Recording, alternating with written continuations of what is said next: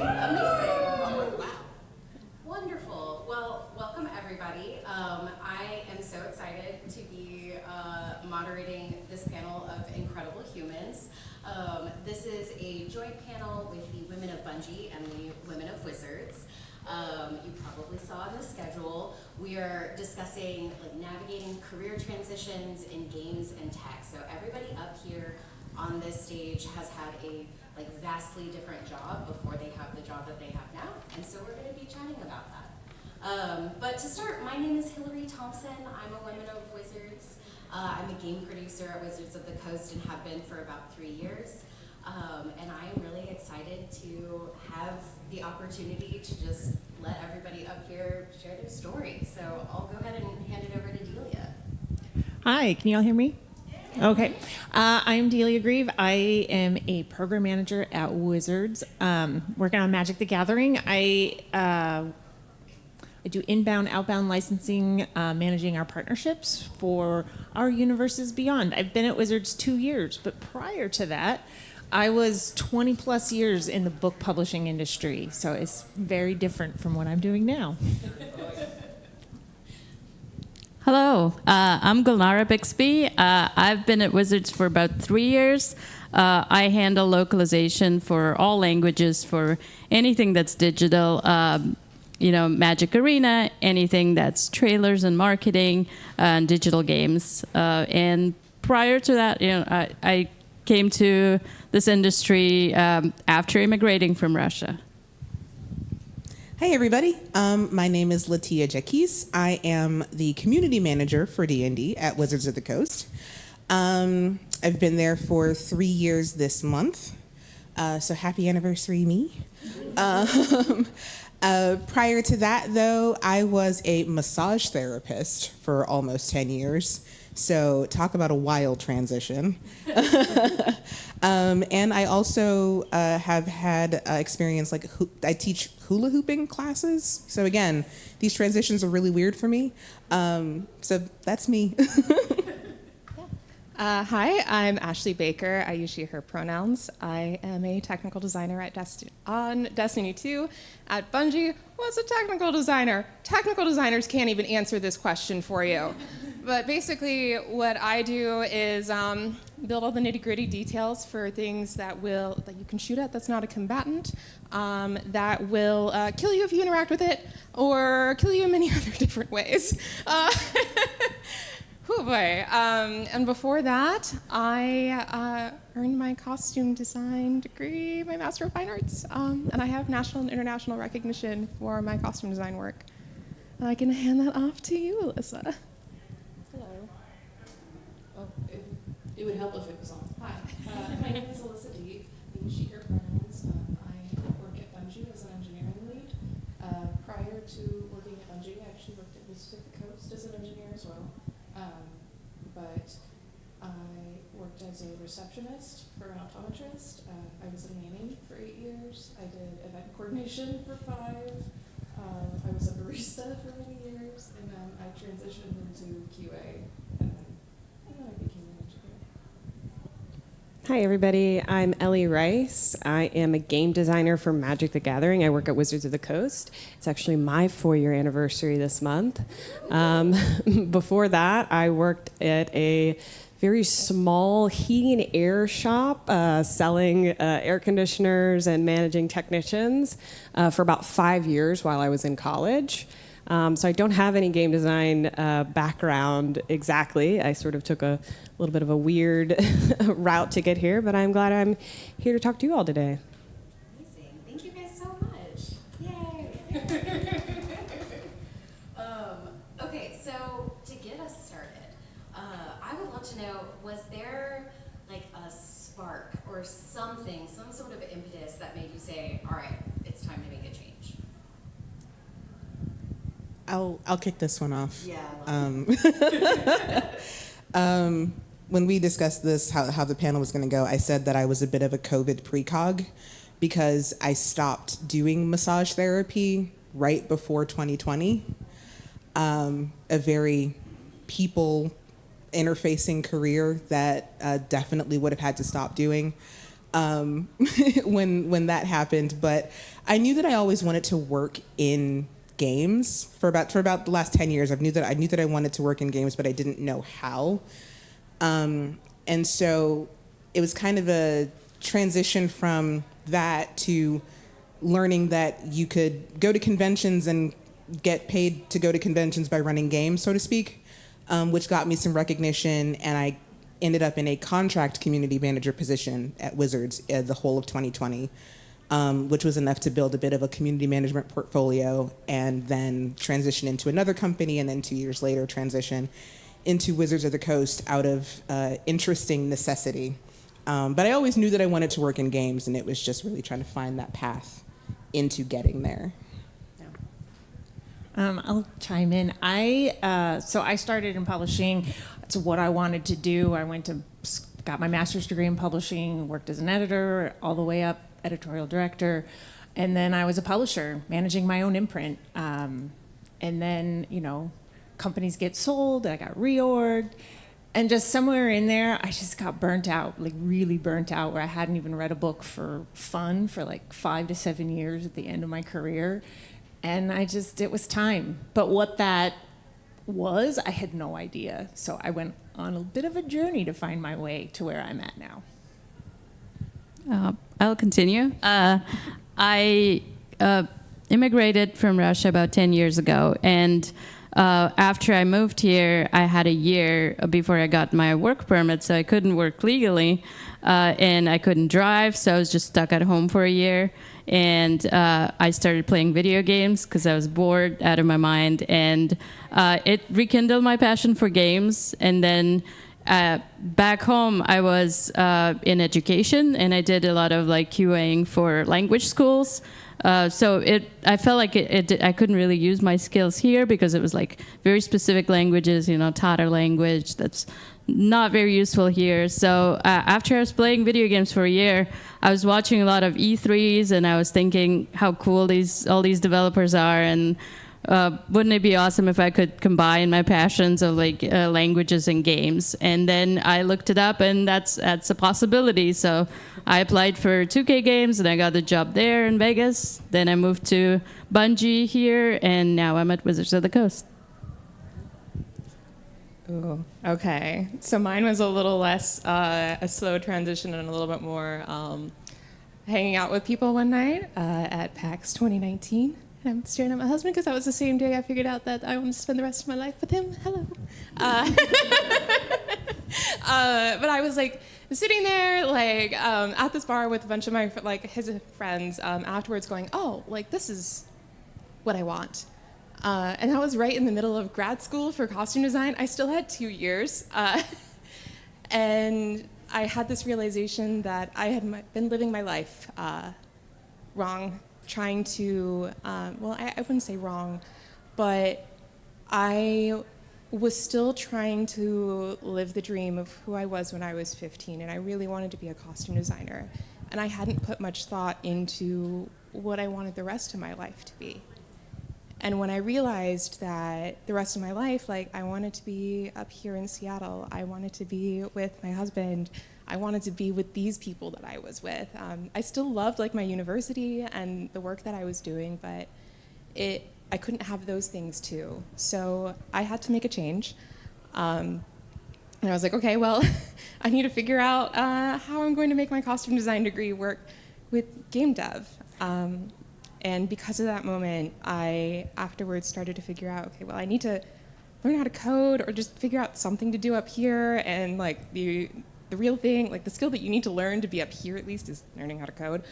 So I just kept doing that. And I eventually talked to like more and more people like through the connections that my husband had and like other people that I met. And it took 2 years, like over 2 years to get there, because I did not stop my degree. I still got my MFA, because that was the one thing I still couldn't lose. And I ended up like changing aspects of my degree to kind of prepare me better for the industry that I would end up being in. And also I went through COVID.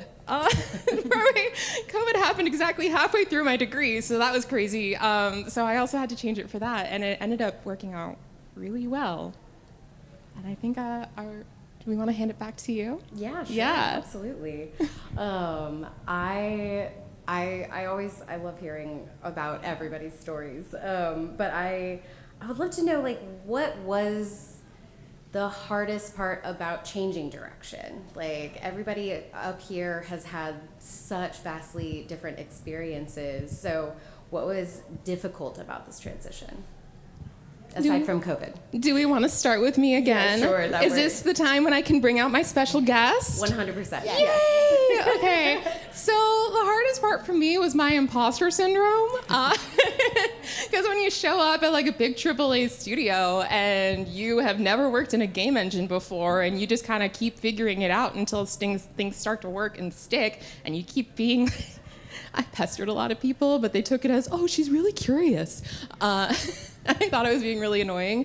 And so I got this little guy. This is my imposter Evie. And this still lives on my desk at the office. And she is my reminder that it's okay to feel like that. And also, you can look super dang adorable. So whenever I would get really scared in meetings, and this is like a little embarrassing, but it's wonderful, I would hold on to this plushie under the desk so that no one would see me on camera holding on to a plushie while I was scared for my life, pitching things that did end up shipping in the game. And it's just this, I love it. It's my little reminder that like imposter syndrome is really, really hard, but even when you feel like that, it's important to be brave and power through it, because you never know what you'll end up making happen. Absolutely. Yeah. I'm sure nobody else in this room can relate to imposter syndrome No, at all. Not at all. Yeah, the other piece of advice that I've been given is have the confidence of a mediocre white man, and you'll be so surprised by how far that goes. Yeah, facts. I'll take it next. Yeah.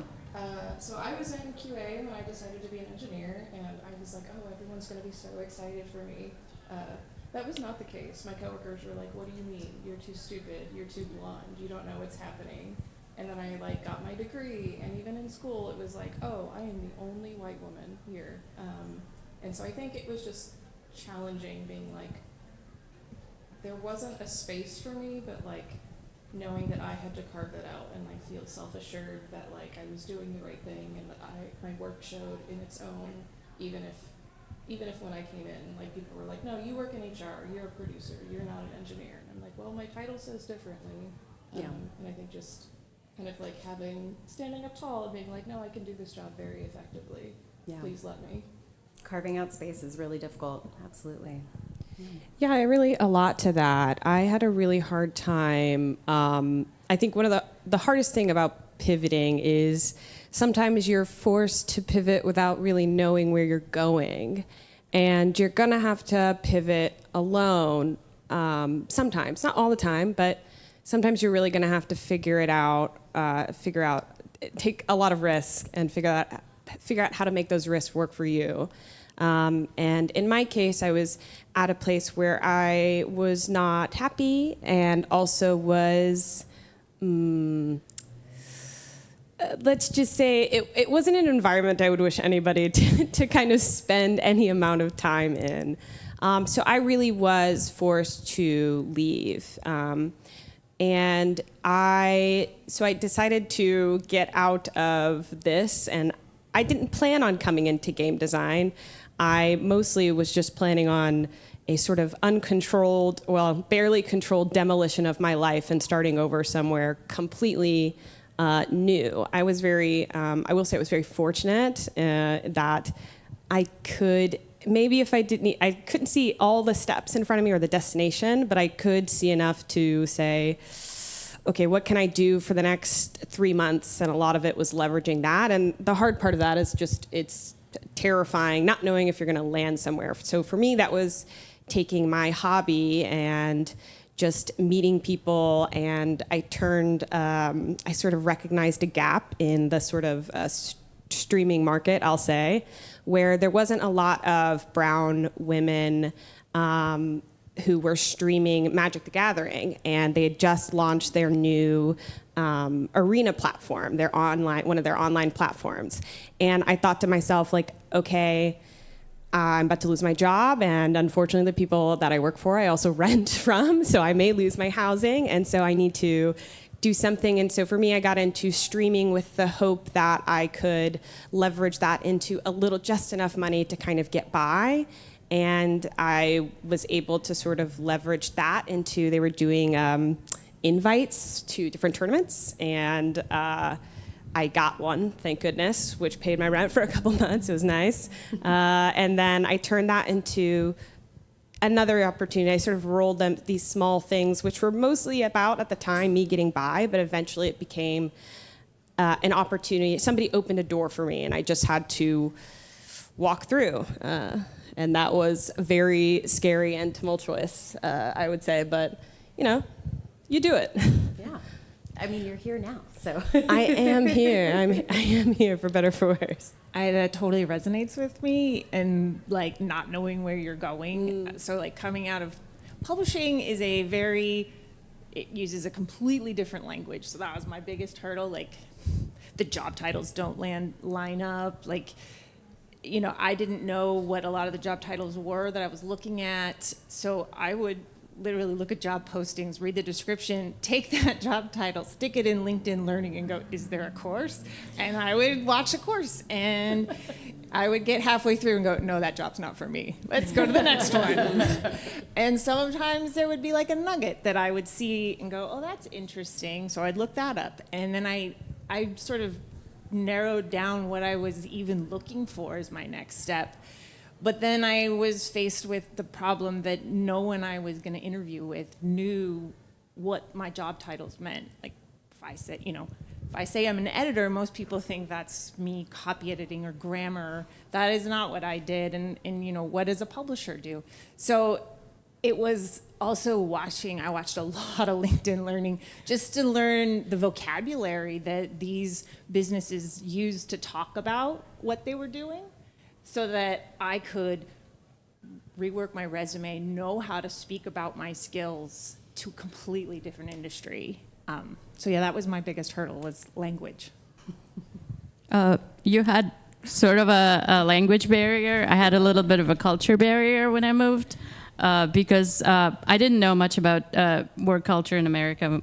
And it seems like a simple thing, but there's not a lot of people that can teach you how things work. When I was like one of the few women in the office at the time, and a lot of people are like, oh, does your husband play games? Is that why you're here? And I'm like, no, I'm much more of a gamer than he is. And I think groups like Women at Wizards and Women at Bungie are so important too, because when you don't know where to go, like it's always nice to have support like that within the company. And then another difficult thing was I had to switch my career one more time. I went through a layoff, and then I had to pivot and move away from the entertainment industry and still do localization, but for websites and furniture companies, like things that I wasn't really passionate about. But I knew that one day I will come back to entertainment, and when that opportunity arose with Wizards of the Coast, I was pregnant, so I was really worried that maybe that's not the time to move, because who would want to hire a pregnant woman? I had all these thoughts, and do I want to go through this right now when so much is going to change? And then I was like, you know what? I waited for it for this long. I'm going to go for it. And my now manager was like, don't worry, we waited for you this long. We're going to wait for you a little longer. And love that. Absolutely. So out of all of this huge pool of experience, how did you guys translate previous skills into credibility in your new role? I'll start there, because coming into there are two things. One, I had no background in marketing at all. Coming from one community management role to another, but coming into community management, I had no marketing experience or acumen at all. And secondly, there is a assumption amongst the gaming industry, that community management is an entry position, that, you know, you start in community management and you go do something else because that's just how you get into the industry. Whereas community management is a lot of work. So much work. Oh my God. But coming from two places in particular, coming from massage therapy, where the goal when you have somebody who comes to you for an issue is pinpointing what that issue is and figuring out how to make that issue go away, whether it's that day or over a myriad of sessions. It's like when the community is yelling about an issue, it is determining what is it that they're actually yelling about, and then figuring out how you can, at minimum, make them stop yelling a little bit. Because the community will never stop yelling. They're always yelling about something. And then thinking about it from like the actual management of community, when I worked in board game retail and I was, running youth D&D tables at a board game store, the community is a bunch of kids. Like, even like you all, I love you all so much. But the community as a whole is like chasing around a bunch of kids. And by chasing around actual children who I had to say, okay, it's D&D time, please come to the table and pay attention to me as I'm running a game for you. It's like you have to kind of get their attention to present them the information that they want. So literal wrangling of children and cats and figuring out that how to, identify what the real issue is that the community is experiencing versus what they're actually yelling about. Yeah, absolutely. I struggled with this a lot because I got my education after I was working for a while, and so when I was ready to like re-enter as an engineer, I'd be applying for jobs and people would be like, oh, you're brand new, you're an associate, and I'm like, hold on, wait, no, I've been working on a game team for years, like, why isn't that being recognized? And I think I applied to 200 companies. Wow. Yeah, I don't mess around. I kept being met with like, oh yeah, we're gonna treat you as a new grad. When I'm like, no, I've been working full time for 15 years. I have experience. And it was actually Wizards of the Coast who like just recognized that and saw that. They're like, yeah, we're gonna hire you as a mid. You got this. You know how to like work on a game team. And I think it was just like, I kept saying the same things, but I was waiting for someone who responded to me in a way that felt appropriate and saw me for the skills that I actually like brought to the table. Yeah, absolutely. We're gonna switch it up just a little bit. Were there any skills that you didn't have prior that kind of surprised you in your new role? Or how did you go about learning what you, like once you got into that role, like what you felt like you were like, oh, I need to actually like deep dive into this? Yeah, so I had really, truly no game design experience. All my experience with Magic the Gathering was just as a player. And even then, I played Commander. I was just vibing. I could tell you a lot about how to install an air conditioner or a furnace, or how those things, one's more cost efficient than the other. I came from a very blue collar background. And so to be in a situation where it was much more, it was just very, very different. I had to learn a lot of stuff on the fly. I knew how to write. Like I had some experience writing just casually in my own time, and that was something that I was sort of able to transfer over, but I really had to learn system design kind of from the ground up, and I had to learn how to see the game as a system, much like I had to learn how to see an air conditioner as a system and see how to make it run and how to kind of take it apart or move it around to get it to do what I wanted. So that was definitely one of the biggest things that I've had to learn, still am learning. I was very good at, I guess it sort of surprised me, I was very good at figuring out what people responded to in terms of what they thought was cool, what they thought was fun, and that was mostly because of my own taste. I knew what I liked, and so I just would figure out a way to make you like what I like too. So that part was easy. But when it came to really designing the thing, designing the behemoth of a game like Magic the Gathering, I had to learn a lot of that. And I thank my coworkers who were very patient with me and very forward with helping me learn. I think, Delia, you put it this way, language was something that I just didn't have. I didn't have the sort of lexicon needed that I felt like I needed to really communicate my ideas effectively.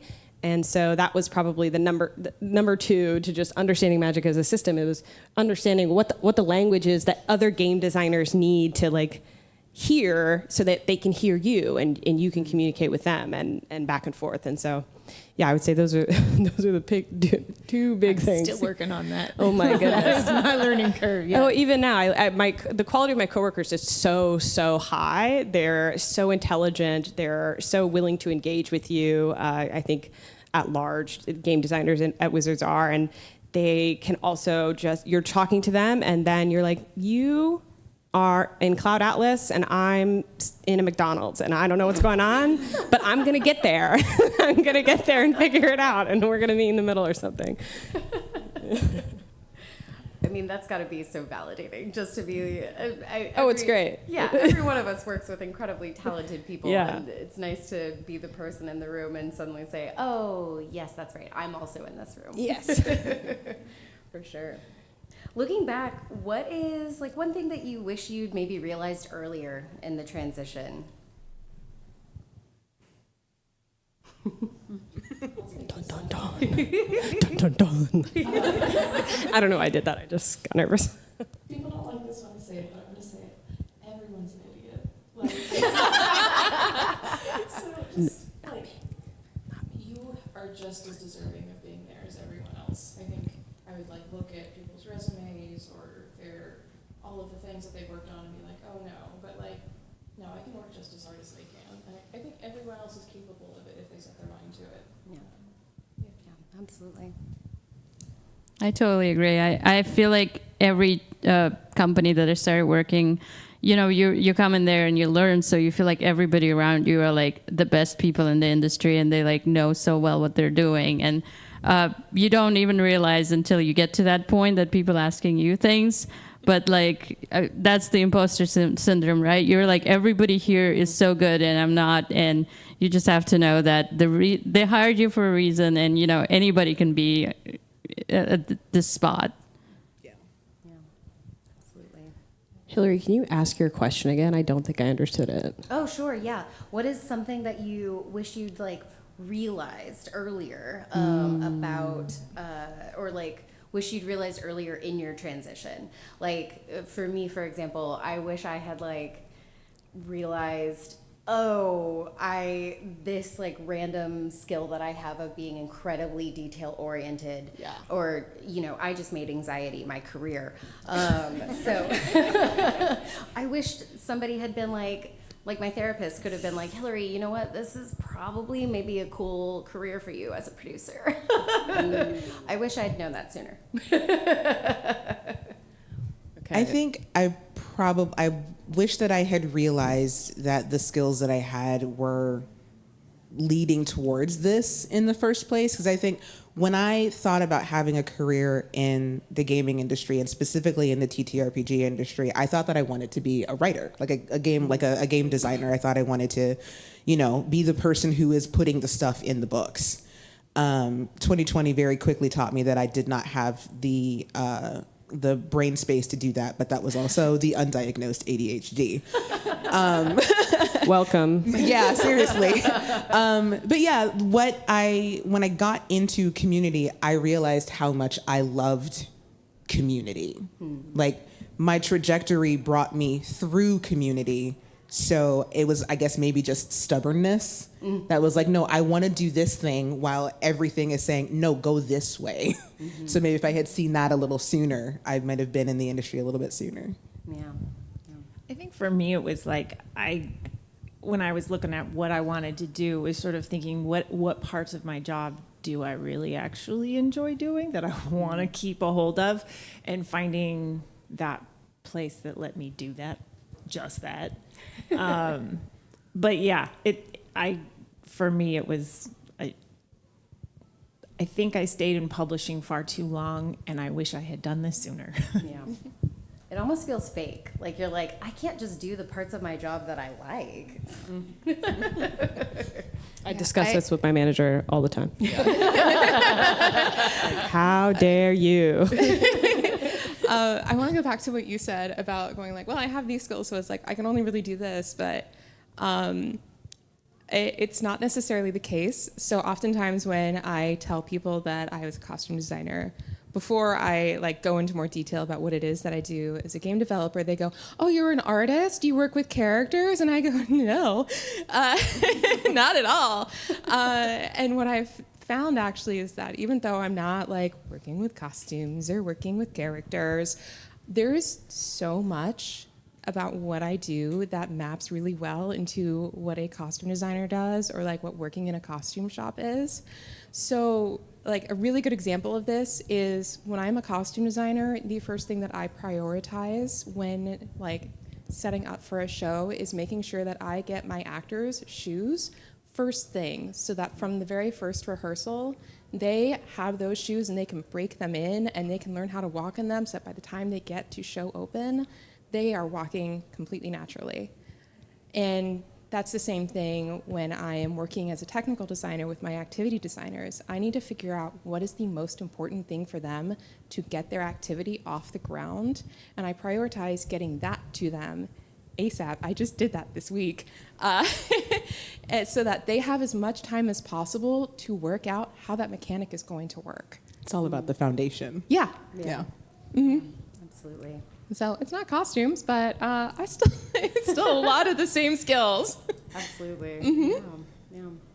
So all of us are obviously part of our women's ERG groups in our respective companies. So when switching over into the gaming industry, how did you go about like finding your community within the gaming industry? Was it already there and you were excited to like step into it? Or did you kind of have to create it from scratch? I think for me, it was a bit of the former. Because I was a player, I knew people who were kind of on the pro scene and the semi-pro scene, just grinding or whatever. And at some point, I guess, I started, weirdly enough, editing people's podcasts, because there was this time in like late 2010s where everybody wanted to podcast. I don't know what happened there. They're like all dead, to be clear, but there was like a million Magic podcasts. Nobody knew how to edit them. Me neither, but I do know how to look it up on YouTube. And so that's low-key what I did. So I ended up knowing just people like that. Some of those people went on to work at Wizards of the Coast. And so when I came here, I did know there's two people in particular that let me, that I didn't know super well, but they invited me into their home. They let me stay with them while I figured out where I was going to live and all that kind of stuff. And we've been sort of close friends ever since. And then once I got into Wizards, I was very fortunate to meet other people like Kristen, like Hillary, just my ERG, but just my non-ERG coworkers as well that just clicked with. Game designers were like, I don't think this is unique about game designers, but we really get excited about talking about games, and so it was kind of easy. We just get like lost in the sauce, as the 24-year-olds say or something, and then we just, mind meld or whatever, and so it was kind of easy to fall in with like this group of people who I could connect with, either whether that was about games, whether that was about coming from the Deep South into the PNW, which is a very different place. People are very different here, build very different here. And, that was kind of how I navigated that. So it's worked out really well. It's fun being excited with other people who are excited about the thing you're excited about. about. So nice. Please surround yourself with people that get excited about stuff. Learn to love what people get excited about, and learn to love what listening about it is. It opens up so many doors in terms of connecting with people. It doesn't have to be all about you. That's all right. You get joy from connecting with other people. Yeah. Absolutely. I had to kind of be bullied into it because I'm an engineer, I work in very male-dominated spaces. Like one of the teams, everyone went to Catholic school and was an Eagle Scout but me. And it was like, okay, and I love them and I love like male-dominated spaces because my interests are there, but like I didn't know how to connect with women. And Kristen, who runs the Women at Wizards, she just like started showing up at my desk, and I'm like, I don't know what to do with this. But like, there were interactions with her where she would see me and I would see her, and there were things that I didn't need to say, and it felt so nice. And I think the job after that, I didn't make that effort, and I noticed it. And so then when I arrived at Bungie, and I was like, I really don't want to do this, but I'm gonna be part of the womenette group just because I know I'm gonna go in my hole and hide away and feel lonely. And like, Ashley has been around, and I would have never met Ashley without forcing myself to be in that space. Yeah. So I think it's an investment, and it requires a lot of energy from me, but I know it's worth it. Yeah. It feels like I use the term spell slots, like I'm using spell slots to do this, but it's so worth it. Just need a long rest at the end of the day. Yeah. Well, for me, I mostly work from home, and I have a toddler. So I don't talk to a lot of adults, I feel like. Working from home with a toddler, all my meetings, are on screen. I think it's really important to try to keep that community of, people that I work with. I do my best to come to the office for events. That's why, again, like a place, communities like Women of Wizards are so important to me, because I feel like, you can go crazy sometimes not talking to people that you work with, not talking to adults in person. Yeah, 100%. I mean, I wouldn't be here right now at this con for the first time without Women of Wizards, because Kristen was like, hey, we're doing a panel. And I'm like, this is a subject that I talk about a lot, about how I got here. So I think this might be a good thing for me. But like you, Gulnara, I'm remote, but I'm also not remote and able to travel into the office in Seattle. I'm fortunate to have a really good group of like external community focused people that I can talk to. But now, having come here and interacted more with the Women of Wizards and the women at Bungie, I'm very excited to dig more into everything that we do at Women of Wizards. Absolutely, yeah. Especially, I feel like when you work in a passion industry like gaming, it's important to have that touch point outside of the actual work that we're all doing. Yeah, 100%. Okay.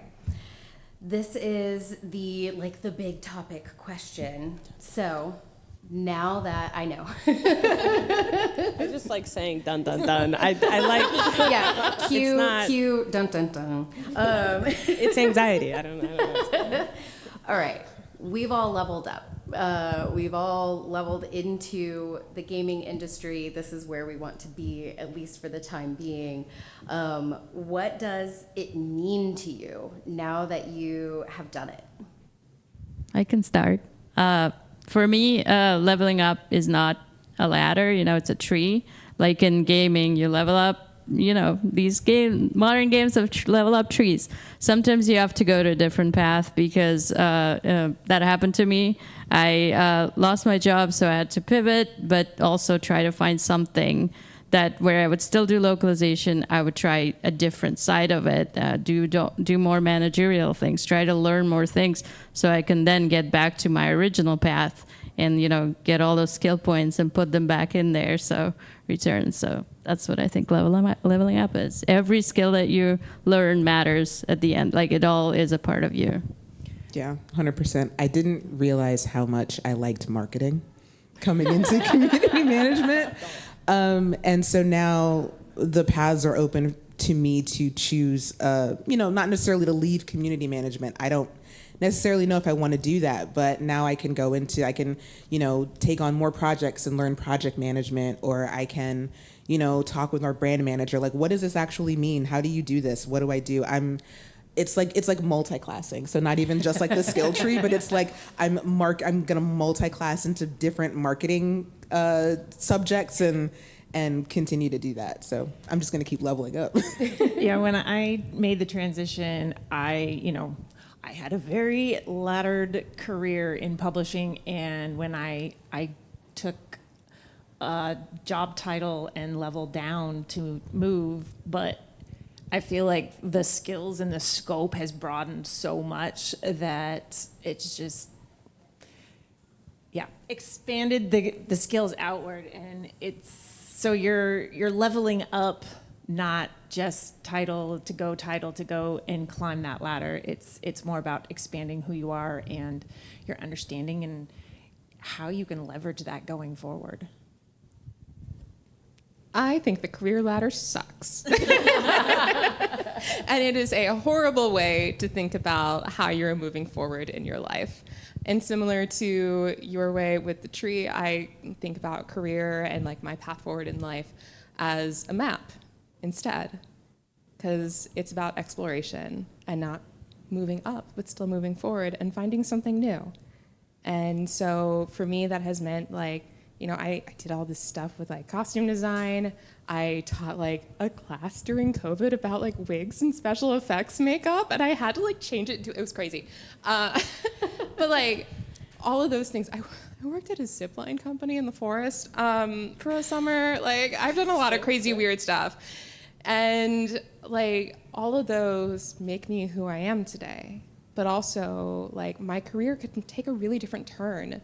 Like even within the next year or so, like I'm currently talking with my manager and my discipline lead, and they're like, we don't think you're a technical designer. We think you might be something else. And it's interesting because I always thought that like my career would be going in one direction, and now it's starting to go in a different direction. And instead of being scared of that, because I'm like, oh no, the ladder is breaking.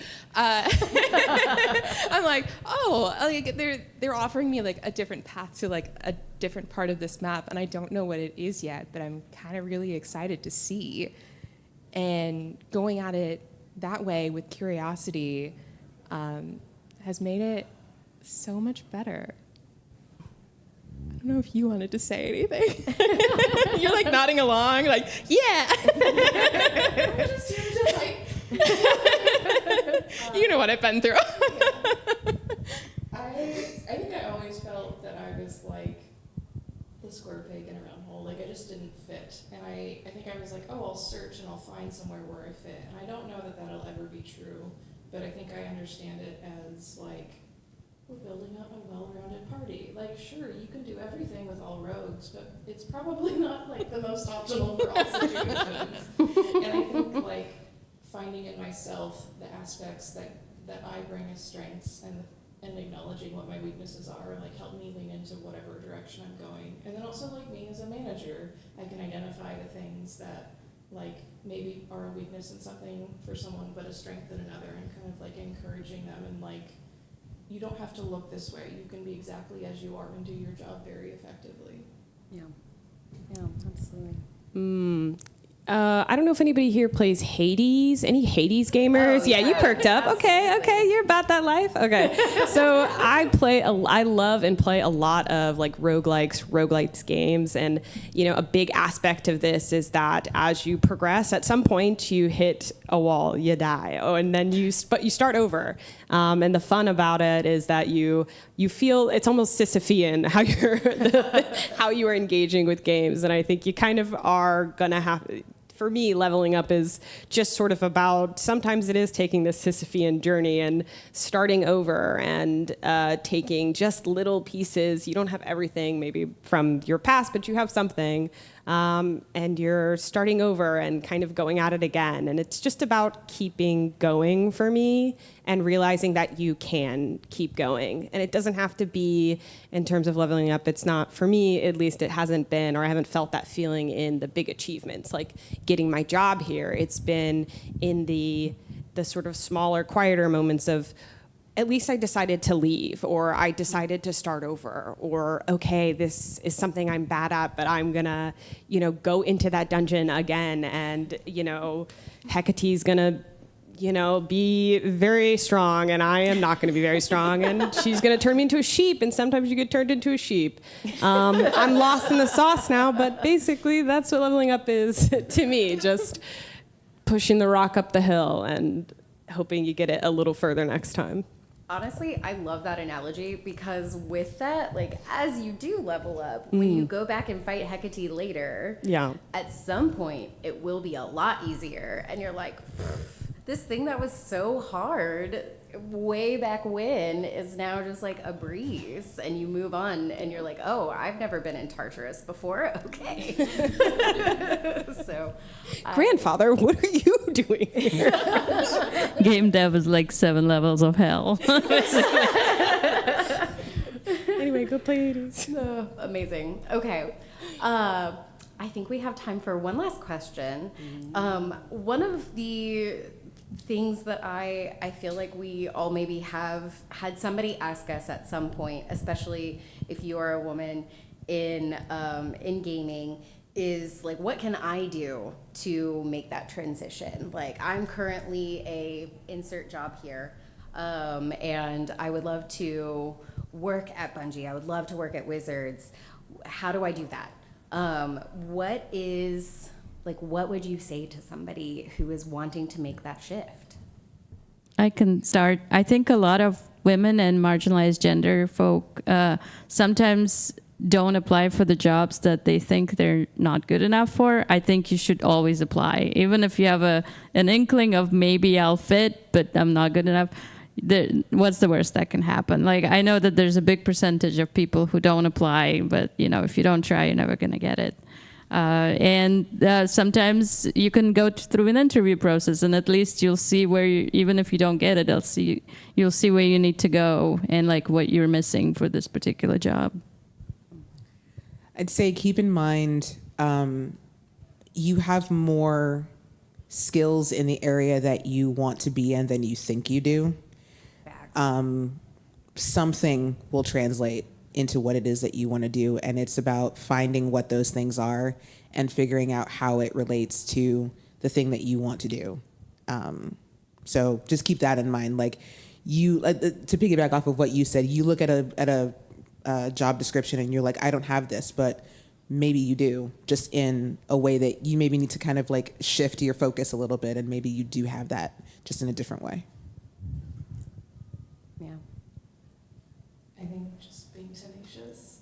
Tenacious, yeah. You may not be able to do today, but I bet you can learn. The internet is an amazing place sometimes. You can just Google how to edit podcasts, and YouTube is great. It's a good resource. Yeah, absolutely. Delia, did you have something? No, I was going to second that. Oh, yeah. LinkedIn Learning. Yeah, LinkedIn Learning. So many courses to take. Yeah, honestly, when you said that the first time, I was just like, that's simulating my brain exploding. I was like, that's great. I wish I had done that. But yeah, I think it is, for me, game design is kind of game design is a little bit of a weird industry. You really don't, a lot of people think you need a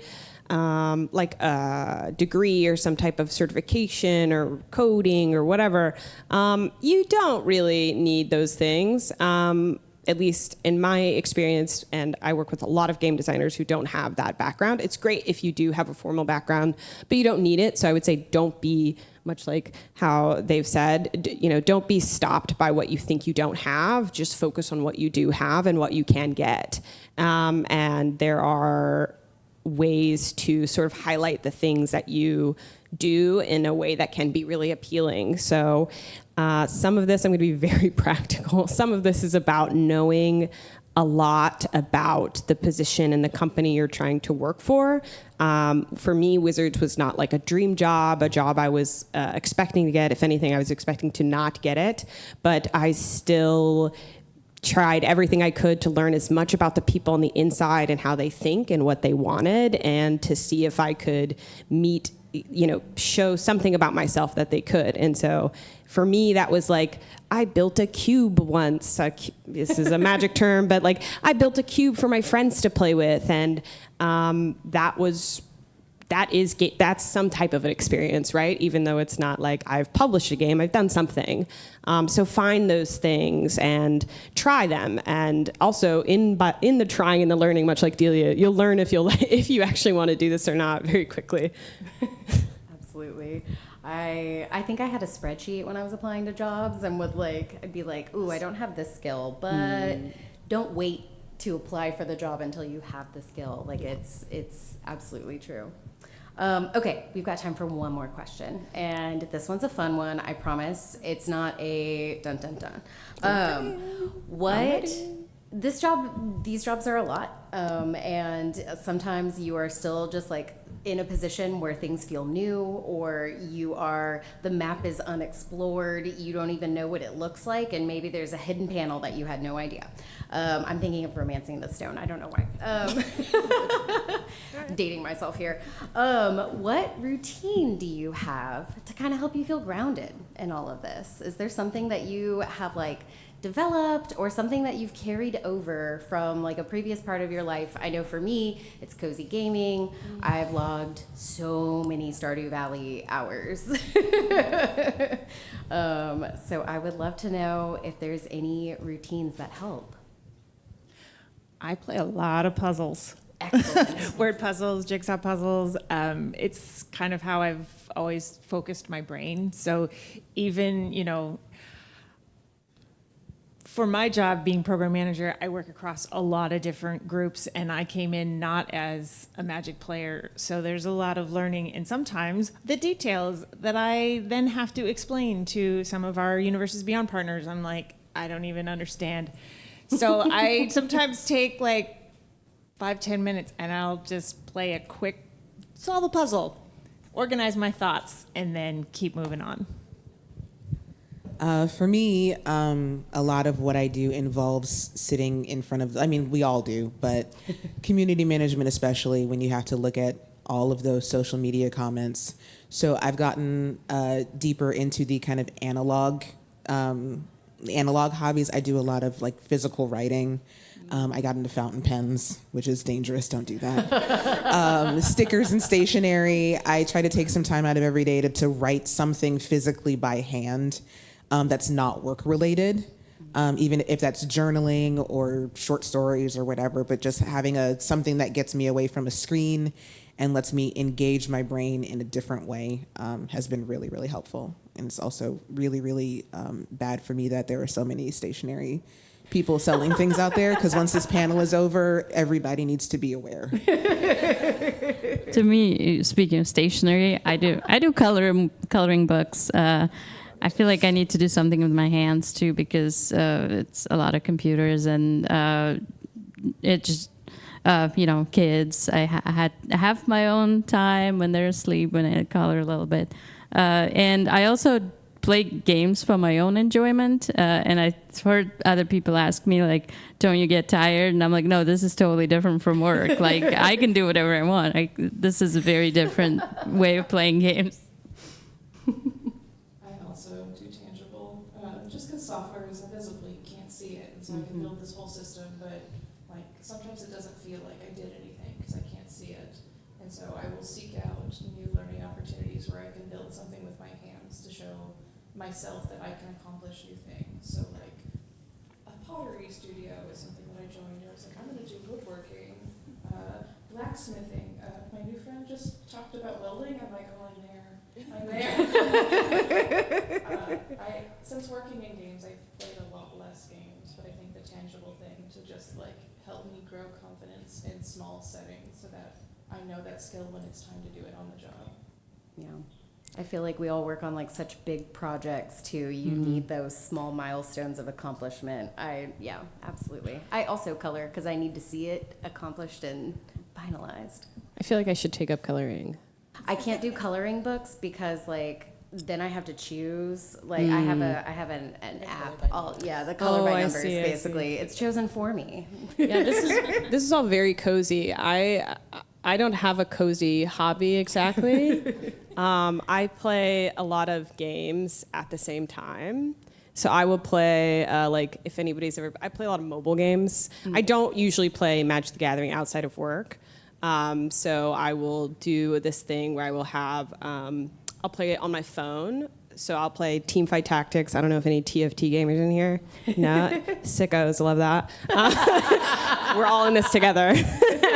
I will double queue very often. So I'll play TFT, and then I'll also be playing like Hades at the same time. Don't ask me how I do it. It works, and I win the lobby every time. So I will do these at the same time. I basically just max out stimulus in my brain, and in a way that's very different than Magic. So I just sort of engage different parts of my game, my brain, like the tactile one, the whatever part of the brain that you need to play TFT, that part of the brain, I do that, and then I'm like, oh, it's 9:30, time for bed, and then that's how it goes. That's what I do. Incredible. I play. So is this Oh. off? Oh no. No. It's low. Oh, it's dead battery. Uh oh. I play so much Balatro. Yes, finally, a Balatro gamer. Relatable. It has destroyed me. Yep. But like I'll listen to an audiobook at the same time because it's like Yeah. I can't just like listen to an audiobook and just like sit there and do nothing. I have to be doing something with my hands, and Balatro takes just enough focus that I can still like pay attention. The chores no longer get done in my house. But it's like it really helps me at the end of the day because I'm like I'm so tired. Mm-hmm. I have to stare at a screen for 8 hours. Now I'm going to stare at this other screen. It's a different screen, It's though. a different screen. Correct. Doesn't even Thank count. you. Yes. The laundry can wait. Yeah. Yes, 100%. Yeah. I need it. And then I love listening to audiobooks. And so I get to enjoy it.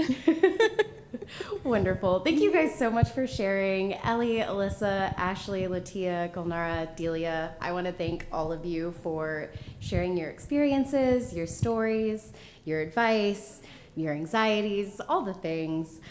We don't have a live Q&A. However, everybody on this stage has agreed that they would be willing to answer questions after the panel outside. If anybody has any questions for anybody specific, feel free to walk up to any of us and just ask. We're here, and we are happy to answer questions. And I just want to thank all of you for joining us this afternoon. And thank you so much for being at GeekGirlCon. It's really wonderful. Thanks, y'all.